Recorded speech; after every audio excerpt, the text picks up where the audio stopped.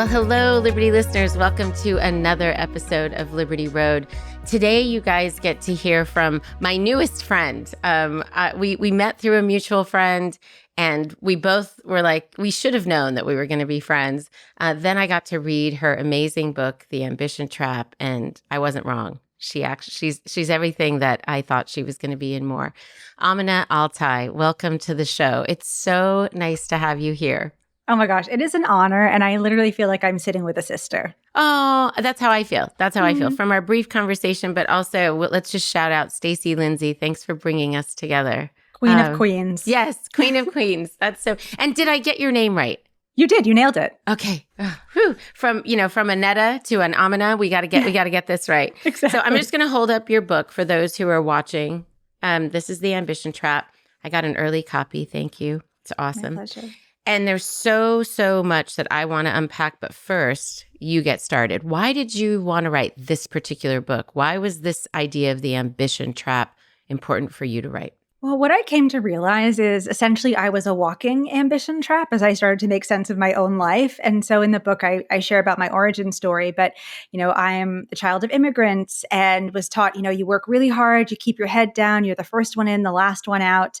And I carried that into the workplace, and it worked for me until it didn't work for me. And I burned out and I developed 2 autoimmune diseases. And I share the story in the book, but it happened in this very dramatic fashion whereby I get a call from my doctor and she says, if you don't go to the hospital now instead of going to work, you'll be days away from multiple organ failure. And, to be in your late 20s and to get a call like that is just, rocks your whole life. I call it my stop moment. And I really had to figure myself out. And so from there, I went on the path of just understanding my traits and core wounds and all of these things, and eventually became a coach. And it was wild because I'd made sense of this experience for myself, but then I was starting to see the patterns over and over again in my clients. And then there was one year in particular where it just kind of came to a boiling point. So it was in 2020 at the height of the social justice uprisings. And I ended up coaching a handful of celebrity girl bosses who were canceled.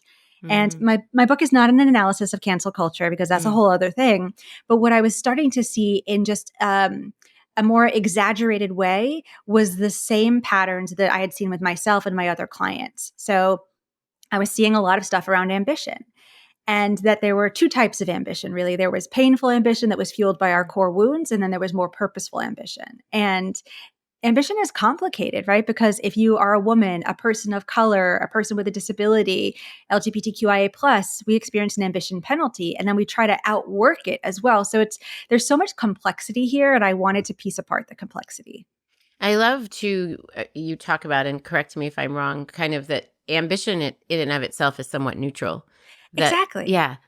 Right. Talk about that a little bit more. In the same way that money is neutral, right? But a lot of us make it right or wrong. Ambition is neutral and natural. So when I started to look at the research, I saw that ambitious men were like, bravo, strong and powerful. Ambitious women, we see it as a detractor. And it's interesting because we enter the workforce with more or less the same levels of ambition, but because men are rewarded for theirs, it grows over time. Ours is seen as a detractor, so we tend to diminish it. And ambitious women that negotiate their salaries are seen as aggressive, and women of color are actually the most ambitious cohort in the workplace, but they experience the most microaggressions and the most headwinds. And so we can't separate ambition and identity, but we make it right for some people and wrong for others. And so I wanted to level set it by saying it's neutral and natural. It's for all of us, right? It's simply a desire to grow. It's a desire for more life. And that's in every living thing on the planet, from a plant to us. The only difference is we have a choice in how we direct that growth. I loved that distinction, and I could just feel as I was reading it like, oh, it's okay, not only for my own ambition, but I think for so much of what I talk about here at Liberty Road. And I've noticed that I've been in circles where I'm with other women in their 50s like I am, who will say like, I'm kind of done. Like I'm done with the grind. Yeah. And I'm like, no, that's not what I'm talking about. I'm talking about what you identify as purposeful ambition, as impact, as, utilizing all of those gifts and those things you were brought, I believe, on this earth to do. How did you, perhaps in your coaching or even in writing the book, how did you start to parse apart? Yeah.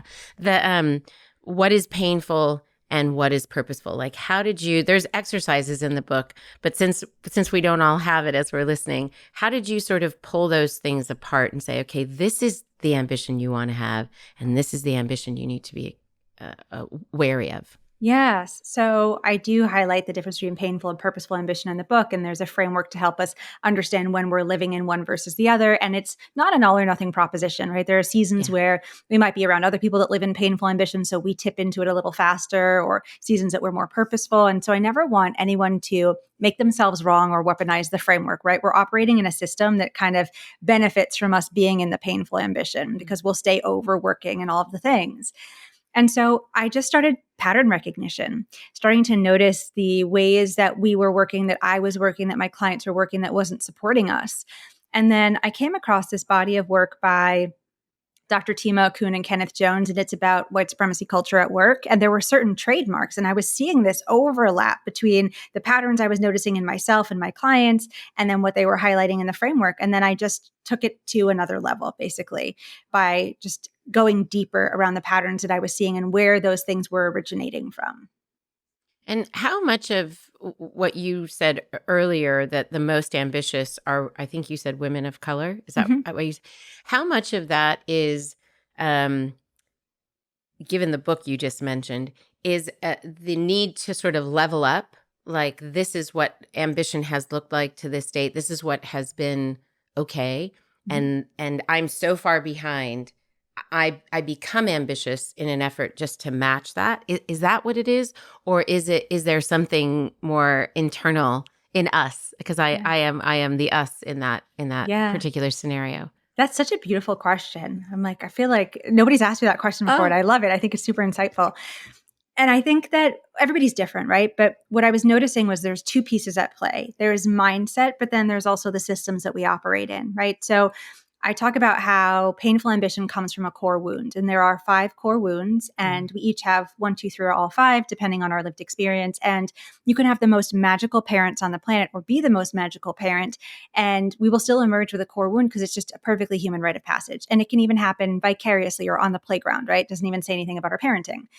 And so those core wounds are abandonment, rejection, humiliation, betrayal, and injustice. And for each wound we have, we wear a mask. So for the rejection wound, the mask we wear is avoidance. For the betrayal wound, the mask we wear is control. And you can imagine that if our ambition is coming from those places, that it's going to be wobbly, right? We'll feel the need to prove ourselves or overwork, right? So as you were saying, like ambitious women of color, there's probably some of that core wounding and internalized bias that says we have to overwork and outwork everybody else to be seen as worthy.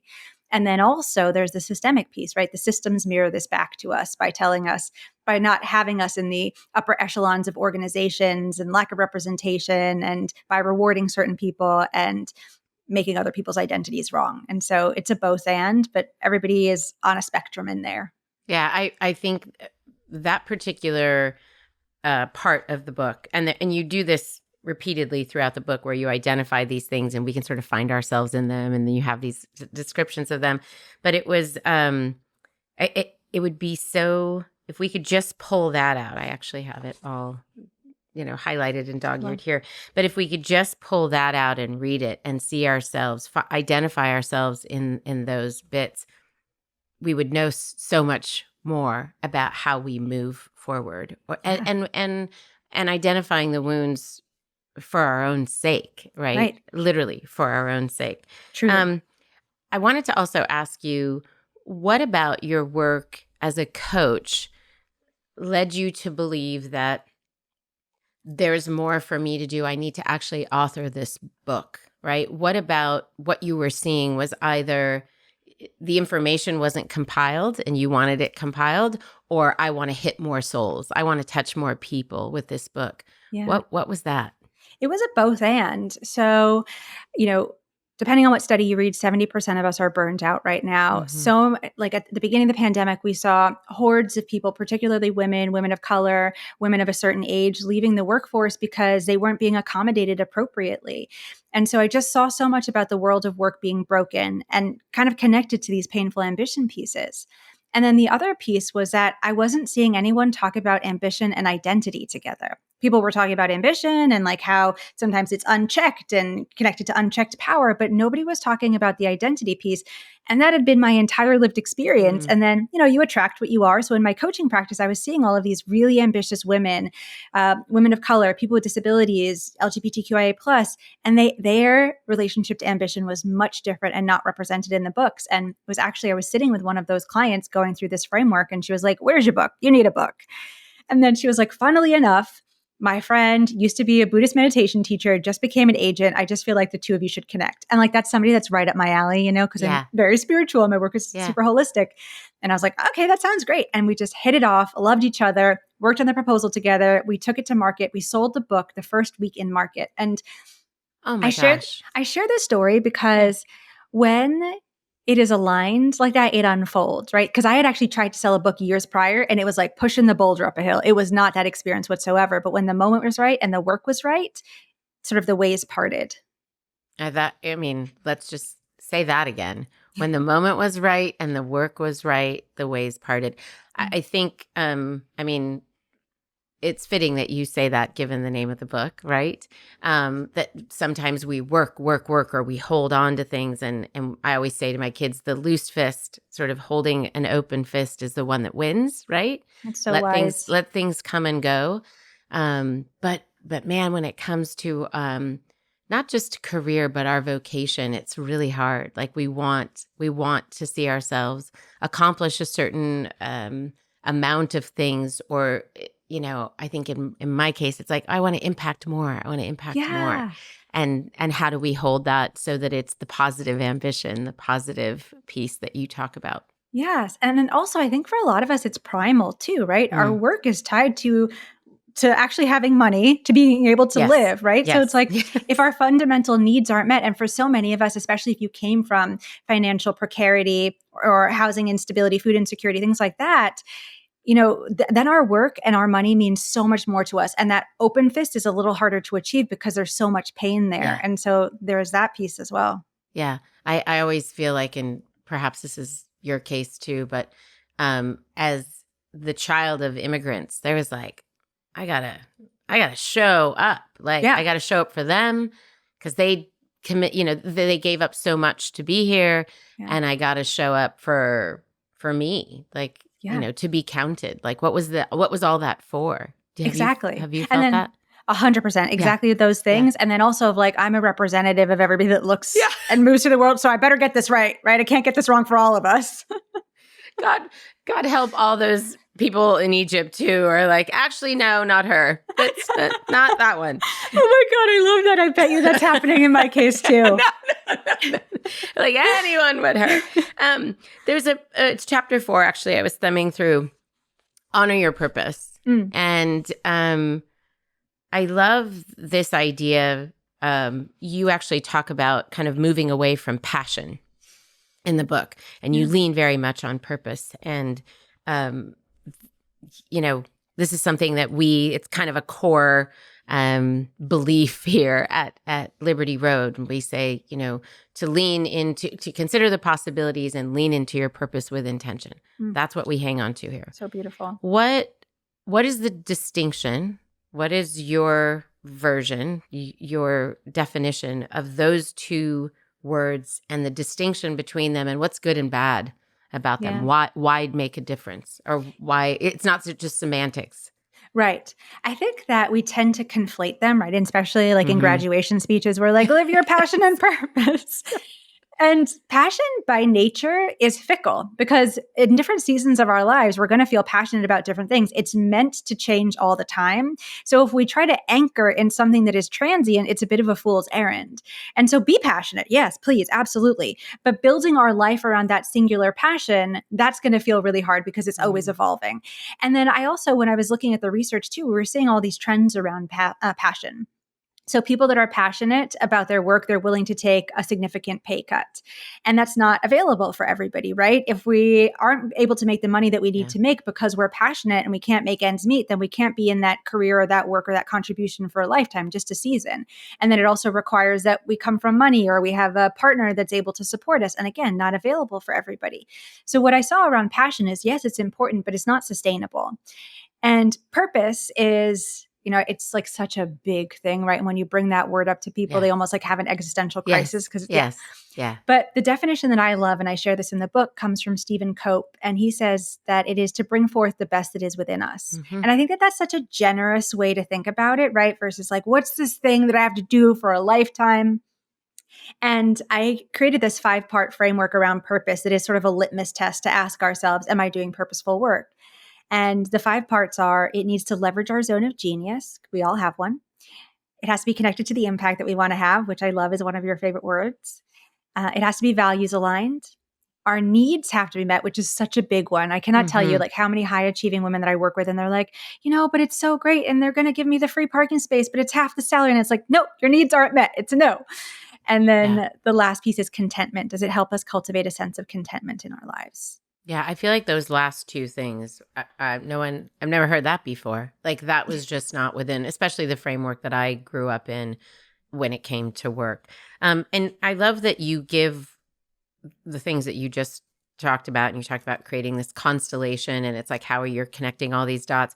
But you talk about creating a mission statement, and we've heard that before. We've heard people say create a mission statement before, but the way you break down, you give us an exercise to really define piece by piece the portions of that mission statement. And I thought that was really helpful. Why was that important to do? I'm sure you saw that need in working with clients. Yes, because what I saw is for a lot of us, the mission and vision kind of remain true for the most part. Maybe we tweak it ever so slightly, we move a degree up or down, but it's the vehicles or the expression of that mission and vision that change a lot over our lifetime, depending on the stage of our life, depending on our passions, right? So, when I think about it, I have always been obsessed with supporting women in the workplace. Like I started my career in marketing and brand management, but I was working with emerging female entrepreneurs because I knew we needed more of them. And even though that work seems so different, there's a through line, right? Yep. So my mission and vision, I think in lots of ways have remained true, but it's the vehicle. Like, so now I'm a coach versus, a marketing consultant. And so helping us to distill it down and then see the parts that can change and evolve over time, I feel like is really helpful because sometimes we kind of throw the baby out with the bathwater. We're like, I'm evolving. Let's go all the way back to the beginning with this mission, vision, vehicles, all of it, right? But, oftentimes we just need to judge one piece of it. Yeah. Yes. So many times because in this midlife space that I'm in and the podcast is about, we often hear this word reinvention, and I really, I don't like it. And I haven't figured out completely why, but I think you just sort of nailed it. No. Take all of you with you. This is a continuation. This isn't a stop start sort of thing. Yeah. Evolution. Yes. I love that. I love that word over reinvention. And also, I think if we talked long enough, I bet you we'd find more intersections. But I started in marketing, and then I went into the entrepreneurial space, was an entrepreneur, created tools for entrepreneurial women, including a conference and a book and all that. Incredible. And it was really through hearing clients say, I'm too old, I need to give this up, the dream is clearly not for me, blah, blah, blah, that I was like, oh, I actually need to go into the next phase of this, right? And I need to get rid of the word entrepreneurship because that's leaving certain people out, and talk about impact, talk about purpose, and talk about it within the construct, I guess, of what does it mean to be in midlife? Because it's more than menopause. We're more than our hormones. And I'm very grateful for all the doors that are being opened there, and the people that are doing really hard work in that space. But there's more to us than that. And as you were just saying, your work is there's been a through line in your work. It's the same. At the end of the day, I just want to see people realized, like bringing all their gifts into being, right? That's at the end of the day what it is, no matter how old they are. 100%. It's really, I want to sit with you and ask you a million questions now too. Like I just entered my 40s, and a lot of my clients now are thinking about like the next couple of decades of their career, or they're in their 50s and they're thinking, and just the conversation around ageism and feeling like less opportunities are available. And like that also is so broken, right? Yeah. And I feel like, yes, of course, we can always look at stuff in our mindset too. But again, we have to shift the system as we're doing it as well, so that we're making space for people to have opportunities. And Yeah, because sometimes I think that the work gets downloaded onto our individual shoulders and we like try to do all the mental gymnastics to make ourselves better. And, Yeah. we need to be working in a system that welcomes us. 100%. 100%. And I mean, and people have heard me say this before on the podcast, but if I get really soapboxy, it's like this is the last demographic you need to be winding down and putting on a shelf. Yeah. You need her. Yeah. The world needs her because she's bringing her experience, what she knows, what she's learned, her connections, her contacts, and Her wisdom. and her wisdom, and she is really a gift to the world if we can only see it and only benefit from it. And then how does my cohort look back to you and to my daughter and say, okay, here's the baton. We've tried to make this better. Here's the baton. Keep at it, because I believe it's a shift, a giant shift that needs to happen, but we're unaware of it even as we sit in it, because we do individualize it, and it's more than that. And also it's like, I feel like we make certain people right and wrong, right? Which is like in the book, I was really careful not to use language of right or wrong. Like, even we were sort of throwing out the idea of like healthy versus unhealthy in ambition. I'm like, no, like purposeful versus painful, because there's all this righteousness, right? Around like how old you can be and what you bring to the table and which generations we want to be listening to. And we need to do away with that, right? And really like welcome everybody and everybody's version to the table. Yeah. Yeah. And the delight when we're able to work together and bring all of those disparate parts together is actually what this world needs more than anything. So 100%. let's walk away from the righteous. I appreciate that. What would you say is actually driving us? I'm going to focus on as women. What do you think our sort of internal need or drive is, and what are you hoping to fulfill through your work?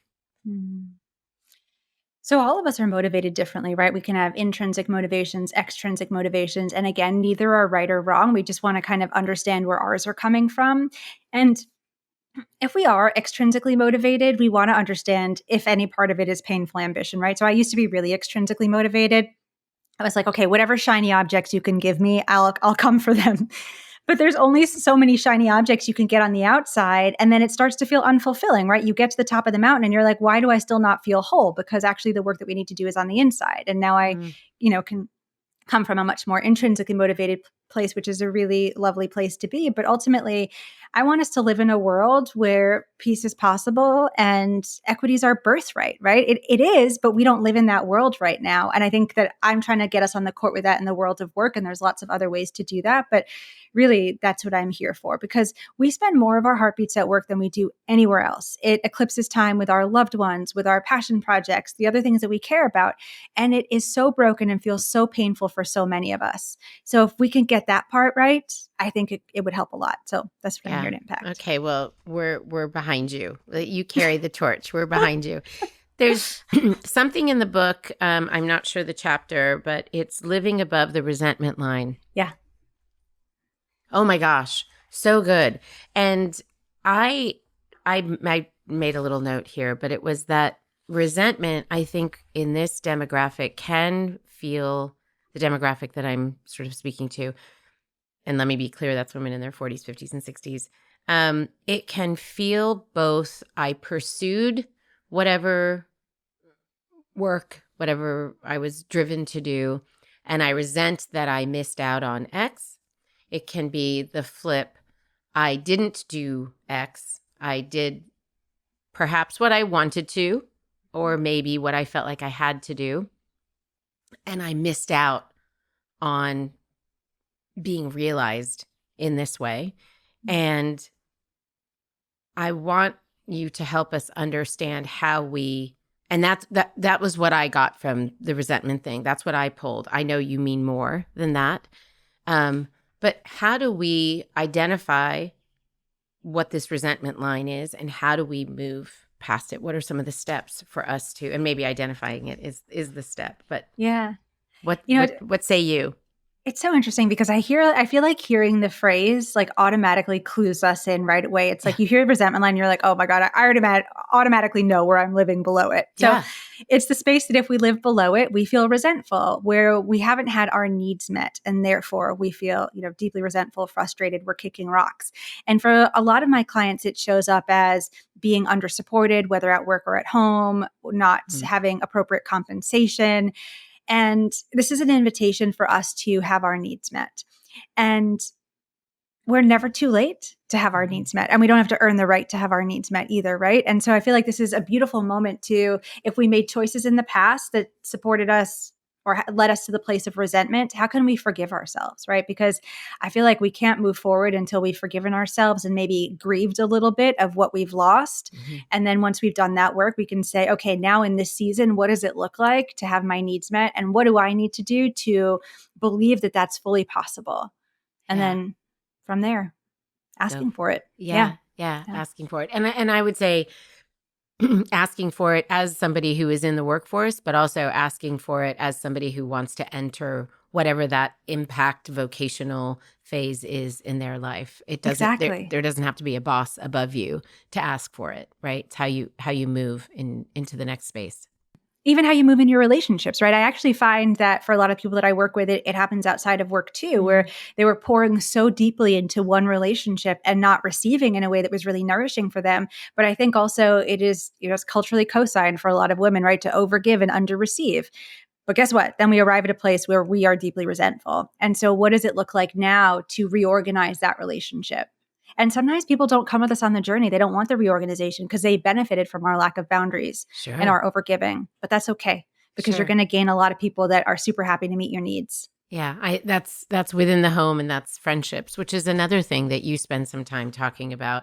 Towards the end of the book, you talk about a particular Harvard study of what it means for us to be fulfilled.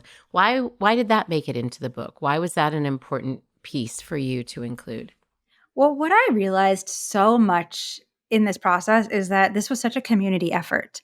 And, one of the things that I have in the painful versus purposeful ambition is in painful ambition, we're hyper focused on individualism and hoarding power. In purposeful ambition, it is community driven, it's collaborative, and, we share our resources. And we don't live in that world right now, right? It's sort of hyper individualistic, but that leads us to come from a place of scarcity, to fight out our sisters. And it's a whole thing. And community is so important, right? What I realized is I was looking at all of these authors and all these people that I look up to, and I just assumed they did all that on their own. And as I navigated this process myself, I was like, no, like this book is like 30 people, right? I am built by everyone that has sat with me and helped me and given me a hand up and all of these amazing things. And then, you look at the research and longevity is tied to community. Happiness is tied to community. Overall well-being is tied to community.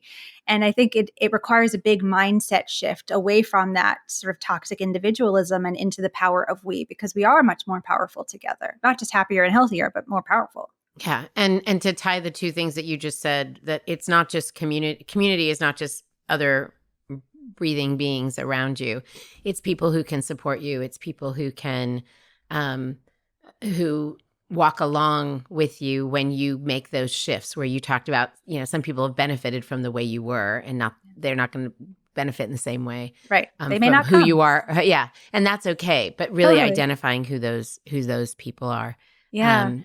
And being in like-minded and like-hearted relationships. Yes. And what's really cool is there's an exercise on community in the book. And when I do that with clients, it brings up such a tremendous amount of gratitude, because I think a lot of us feel we're in a loneliness epidemic, right? A lot of us feel really lonely.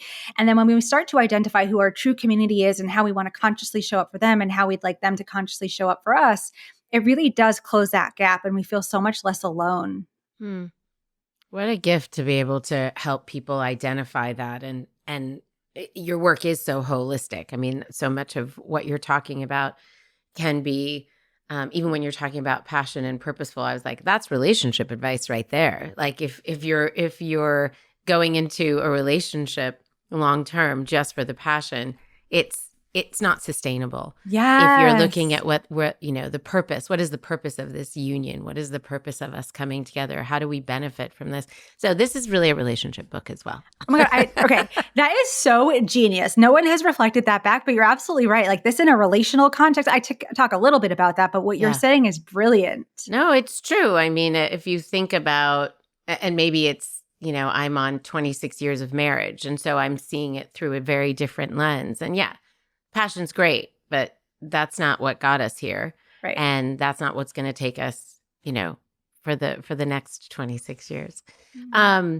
I want to ask you a question because it's so clear how you've liberated so many of us in writing this book, and so many more will be liberated as this book hits shelves all over. How has writing the book and your work as a coach liberated you? Such a beautiful question. When I first received my diagnoses in my late 20s, it felt really painful. I was also like really embarrassed. I was like, did I do this to myself? Did I get myself here? Like, what is wrong with me? Am I fundamentally broken? And then all of these tools that I was learning on what I call my Eat, Pray, Love year when I, went back to school. Mm. And it just showed me that so much more was available and so much more was possible. And so then I was like, okay, I have to teach this, right? Okay, every inch that I felt a bit more liberated, I was like, I need to pass this on. Mm. And there's just been a ripple effect as a result of that.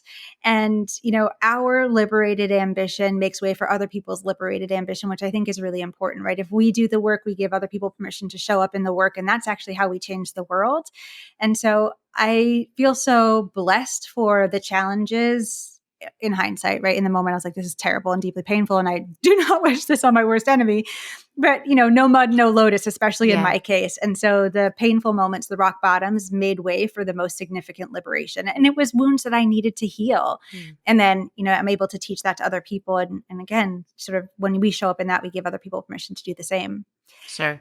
Along that lines, I have to tell you something. Yeah. I was winding down a coaching engagement with a client recently, and something that she said to me, I was like, I think this is by far and away like the best feedback I've ever received, like the most beautiful compliment.